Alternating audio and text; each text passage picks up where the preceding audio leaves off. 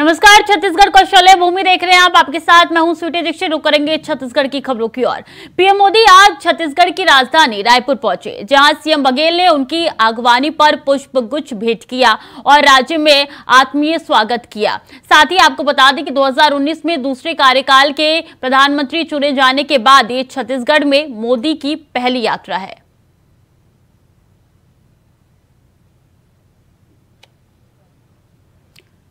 तो बता दें कि सीएम भूपेश बघेल ने जो है पीएम मोदी का स्वागत किया है और ये स्वागत की तस्वीरें हैं जब सीएम भूपेश बघेल ने पीएम मोदी का स्वागत किया है। बता दें कि आज पीएम मोदी छत्तीसगढ़ के दौरे पर हैं और ऐसे में पीएम मोदी का स्वागत सीएम द्वारा किया गया है। सीएम भूपेश बघेल ने फूलों का गुच्छा देके उनका स्वागत किया है। बता दें ये दूसरा दौरा है उनका और जब सीएम भूपेश बघेल ने ये स्वागत पीएम मोदी का किया है।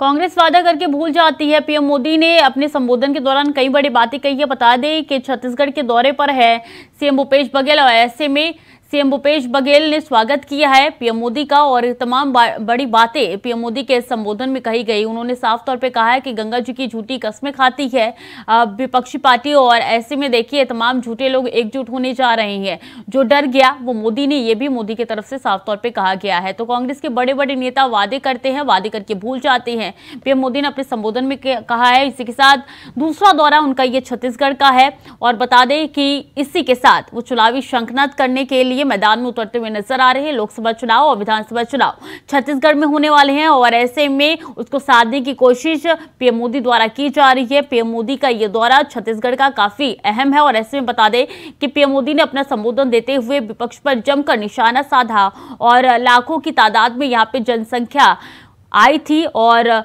जनता यहाँ पे इकट्ठा हुई थी। बता दें कि इस बीच एक दुर्घटना भी हुई है और उस पर भी शोक व्यक्त पीएम मोदी ने किया है और तमाम जो लोग घायल हुए हैं उनको भी मुआवजा दिया जाएगा। जिन लोगों की जान गई है उनको भी मुआवजा दिया जाएगा। तो बता दें कि ये पीएम मोदी की कुछ बड़ी बातें हैं। कांग्रेस के लिए छत्तीसगढ़ एक एटीएम की तरह है। भ्रष्टाचार कांग्रेस की सबसे बड़ी विचारधारा है। सारे दागधारी साथ आने की कोशिश में हैं। पीएम मोदी ने ये तमाम बातें कही है। मोदी मतलब भ्रष्टाचार पर कार्रवाई की गारंटी और छत्तीसगढ़ सरकार करप्शन कुशासन का मॉडल है। तो पीएम मोदी की तरफ से तमाम बड़ी बातें की गई है। जो डर जाए वो मोदी नहीं हो सकता, जिसने गलत किया वो बचेगा नहीं। तमाम बड़ी बातें मोदी ने अपने संबोधन में कही है। कांग्रेस के लिए छत्तीसगढ़ एक एटीएम की तरह है। इसी के साथ प्रधानमंत्री ने और भी कई बड़ी बातें की है। कांग्रेस गंगा जी की झूठी कस्में खाती, ये भी तमाम बातें जो है पीएम मोदी की तरफ से की गई है। चित्रा पटेल हमारे साथ जुड़ गई है ज्यादा जानकारी के साथ। चित्रा, ये दौरा काफी अहम माना जा रहा है। तमाम बड़ी बातें पीएम मोदी द्वारा की गई है। कांग्रेस पर भी जमकर निशाना साधा गया है। जी, देश के प्रधानमंत्री नरेंद्र मोदी आज छत्तीसगढ़ रायपुर पहुंचे हुए थे। उन्होंने सभा को संबोधित किया। इससे पहले उन्होंने 7300 करोड़ रुपये का जो है छत्तीसगढ़ वासियों को बड़ी सौगात दी चुनावी जंग। उसके बाद चुनावी जनसभा को मोदी सरकार ने संबोधित किया। उन्होंने मंच से ही जनता को संबोधित करते हुए राज्य सरकार पर जमकर निशाना साधा।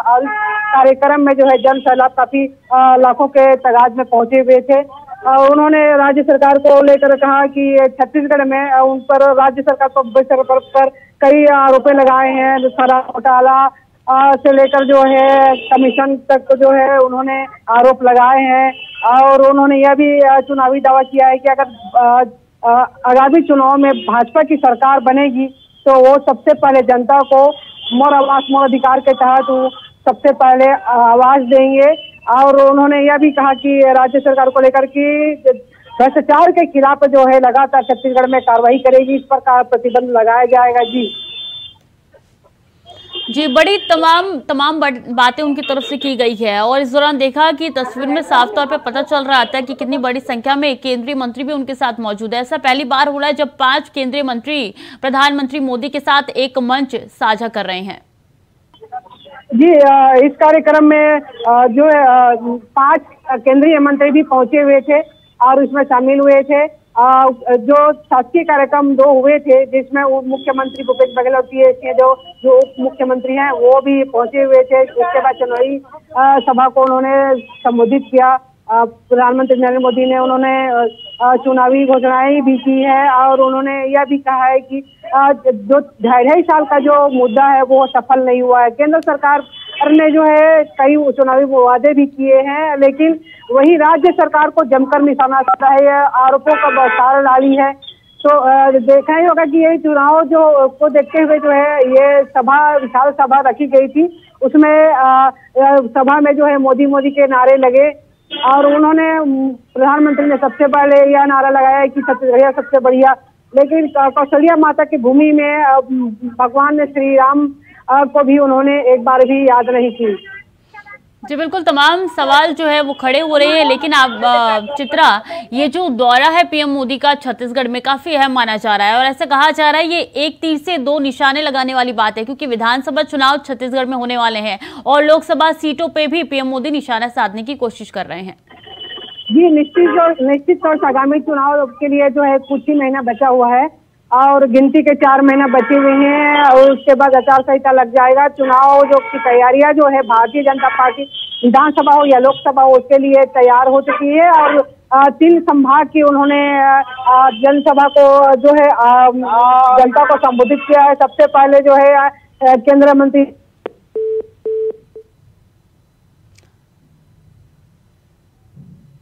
लगता है संपर्क टूट गया, दोबारा जोड़ने की कोशिश करेंगे चित्रा को, लेकिन ये अहम जानकारी आप तक पहुंचा रहे हैं जहां कई बड़ी बातें पीएम मोदी ने मंच से कही है। जो डर जाए वो मोदी नहीं हो सकता, ये भी पीएम मोदी द्वारा कहा गया है। जिसने गलत किया वो बचेगा नहीं। पीएम मोदी द्वारा ये तमाम बड़ी बातें आपके टीवी स्क्रीन पर नजर आ रही है। कांग्रेस के लिए छत्तीसगढ़ एक एटीएम की तरह है। भ्रष्टाचार कांग्रेस की सबसे बड़ी विचारधारा है, पीएम मोदी द्वारा कहा गया है।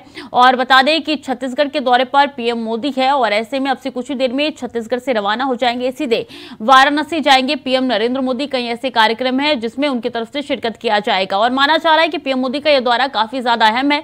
विधानसभा चुनाव भी आने वाले छत्तीसगढ़ में, लोकसभा चुनाव भी आने वाले, कुछ ही महीनों का वक्त बचा है दोनों चुनाव में और ऐसे में पीएम मोदी वहां की जनता को साधने की कोशिश कर रही है, उन वोटर्स को साधने की कोशिश कर रही है कि बीजेपी को जीत दिला जाए। और यह भी पीएम मोदी द्वारा कहा गया है कि बीजेपी ही वो है जिसने छत्तीसगढ़ राज्य की निर्माण किया, छत्तीसगढ़ राज्य का निर्माण किया और ऐसे में पीएम मोदी द्वारा तमाम बड़ी बातें कही गई है। और प्रधानमंत्री नरेंद्र मोदी की सभा में शामिल होने जा रहे भाजपाइयों से भरी बस सड़क हादसे का शिकार हो गई है, जहां हादसे पर सीएम भूपेश बघेल ने ट्वीट कर शोक जताया।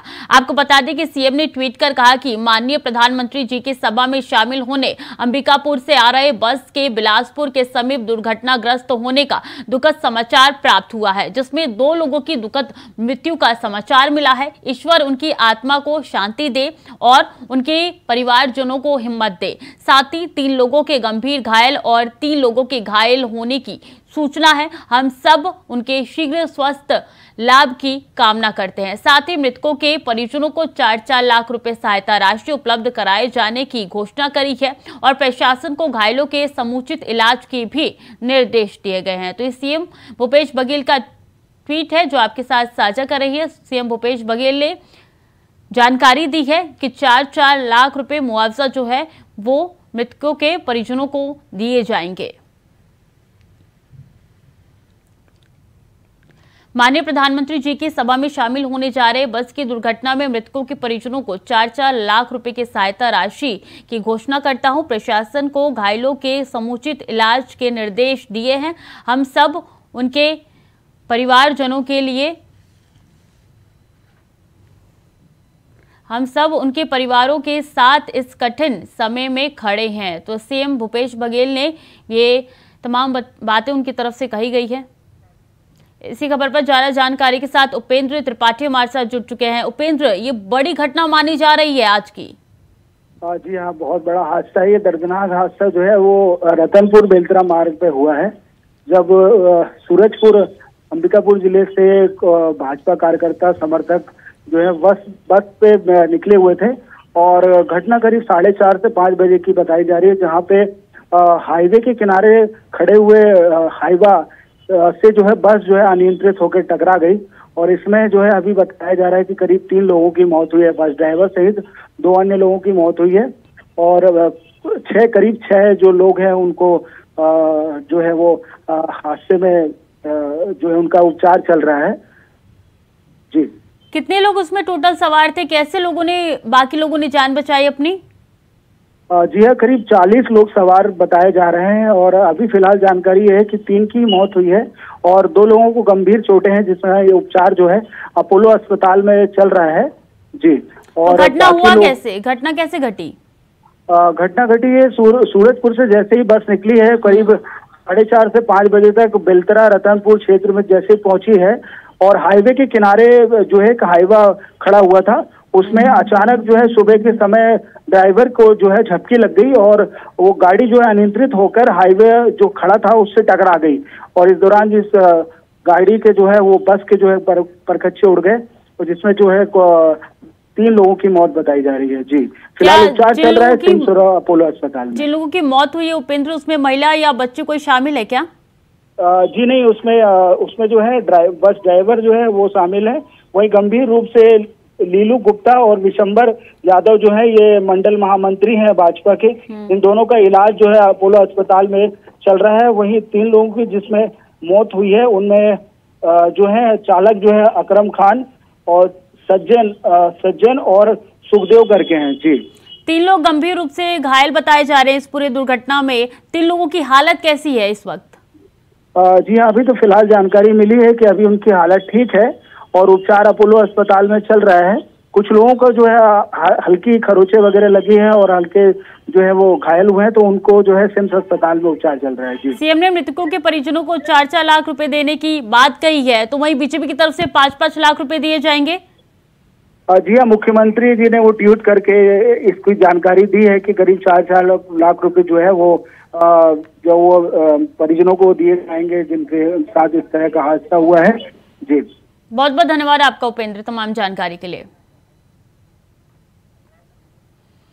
और छत्तीसगढ़ के सरकारी कर्मचारियों के डीए में 5% की वृद्धि की गई है। सीएम हाउस में आयोजित कैबिनेट की बैठक में यह अहम फैसला लिया गया है। इसके बाद सीएम भूपेश बघेल ने ट्वीट कर इसकी जानकारी दी है। कर्मचारियों के हड़ताल के बीच सीएम का ये ऐलान काफी अहम माना जा रहा है।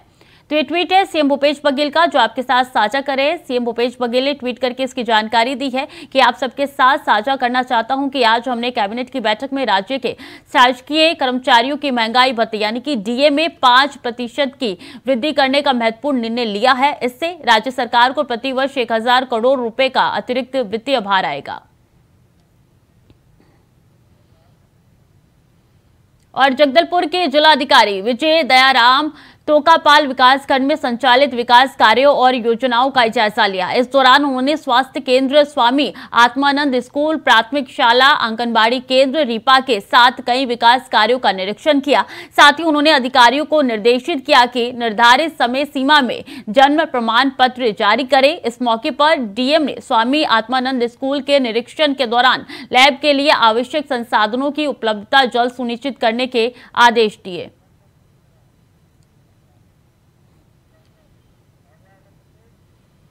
और बस्तर नगर पंचायत में छत्तीसगढ़ सरकार की महत्वाकांक्षी योजना पट्टा वितरण समारोह का आयोजन किया गया। इस दौरान नगर पंचायत बस्तर के 56 परिवार के सदस्यों को वन अधिकार पट्टा वितरित किया गया।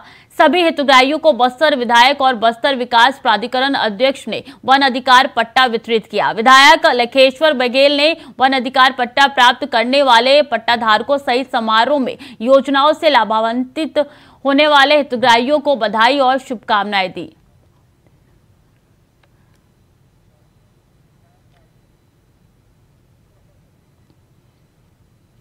छत्तीसगढ़ के कांकेर और जगदलपुर में एबीसी की टीम ने गुरुवार सुबह एक साथ छापा मारा। ये कार्रवाई छत्तीसगढ़ पाठ्य पुस्तक नियम के पूर्व जीएम अशोक चतुर्वेदी और उनके बीओ दामाद राजेश उपाध्याय के आवास पर चल रही है। ससुर दामाद दोनों पर आय से अधिक संपत्ति का आरोप है। इस मामले में आरोपी अशोक चतुर्वेदी लंबे समय से फरार चल रहे थे। एसीबी की टीम ने उन्हें आंध्र प्रदेश के गुंटूर जिले से गिरफ्तार किया है। शिक्षा विभाग के अधिकारी के घर छापा एसीबी की टीम घर के अंदर कर रही है जांच।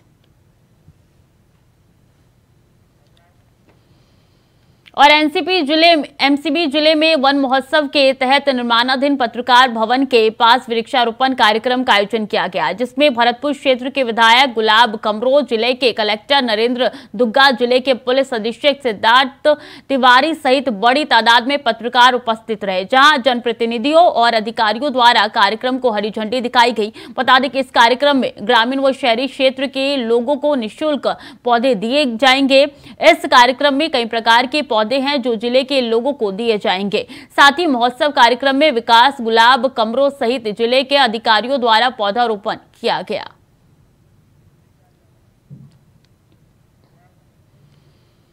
और दुर्ग में बीजेपी महिला मोर्चा की राष्ट्रीय कार्यकारिणी सदस्य स्मिता बरुआ पहली बार छत्तीसगढ़ के दुर्ग जिले में पहुंची, जहां उन्होंने दुर्ग जिला बीजेपी कार्यालय में महिलाओं को संबोधित किया और आने वाले चुनाव को लेकर महिलाओं को चुनावी तैयारी संबंधित टिप्स भी बताए। इस दौरान मीडिया से बातचीत के दौरान उन्होंने कहा कि जिस तरीके से देश में बीजेपी सरकार काम कर रही है, उससे पूरे विश्व में भारत का नाम हो रहा है और आने वाले समय में भारत और तेजी से विकास करेगा। इस दौरान उन्होंने अपने अपने क्षेत्र में अच्छा कार्य कर रही महिलाओं का सम्मान भी किया।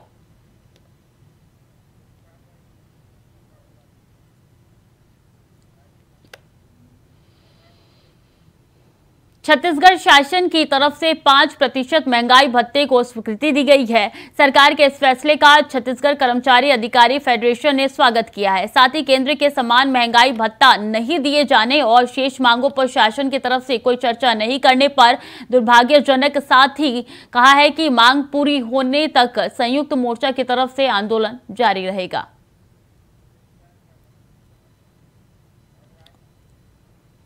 और रायपुर में केंद्रीय मंत्री अमित शाह की बैठक के बाद नेता प्रतिपक्ष नारायण चंदेल का एक बयान सामने आया है, जिसमें 2023 के विधानसभा चुनाव को कैसे जीतना है उसके पूरे रोड मैप पर चर्चा की गई। साथ ही विधानसभा चुनाव में किन मुद्दों को लेकर जनता के बीच जाएंगे, इस पर भी चर्चा हुई और नेताओं के सुझाव भी लिए गए हैं। इस दौरान सभी नेताओं ने कहा है कि भ्रष्टाचारी सरकार को विदाई देने का संकल्प लिया गया है।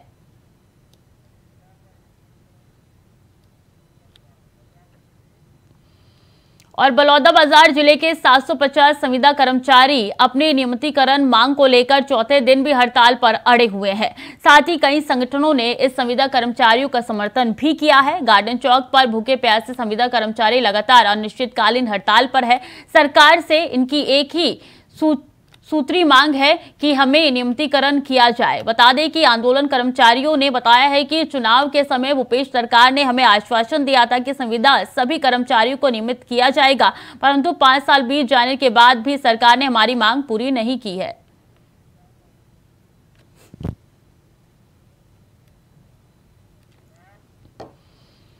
और दुर्ग में अनुसूचित जाति वर्ग द्वारा एक दिवसीय धरना प्रदर्शन किया गया, जिसमें समाज की एक सूत्रीय मांग रही कि सरकारी विभागों में जिस तरीके से समाज का जाति प्रमाण पत्र बनाने में अधिकारी हिला हवाली कर रहे हैं, उससे समाज के छात्र छात्राओं और लाभान्वित वर्ग को काफी दिक्कतों का सामना करना पड़ रहा है। धरना प्रदर्शन कर रहे नेताओं ने कहा है कि मुख्य भूपेश बघेल द्वारा अपने चुनावी घोषणा पत्र में इसके सैलरीकरण की बात कर रही है।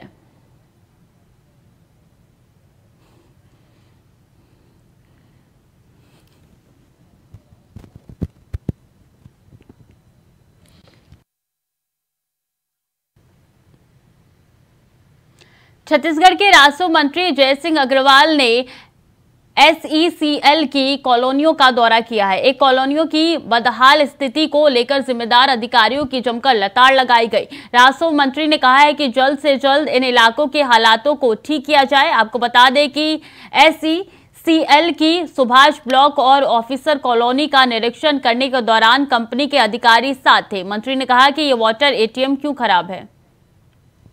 SECL सुभाष ब्लॉक और ऑफिसर कॉलोनी दोनों जगह आज हमने दौरा किया, तो यहाँ जगह जगह कचरे के ढेर लगे हुए हैं। मकानों की जो कर्मचारी रहते हैं उनकी दुर्दशा देखने को मिली। कहीं प्लस्तर गिर रहा है, कहीं छज्जा गिर रहा है। लोगों का जो जीवन यापन है वो खतरे में है।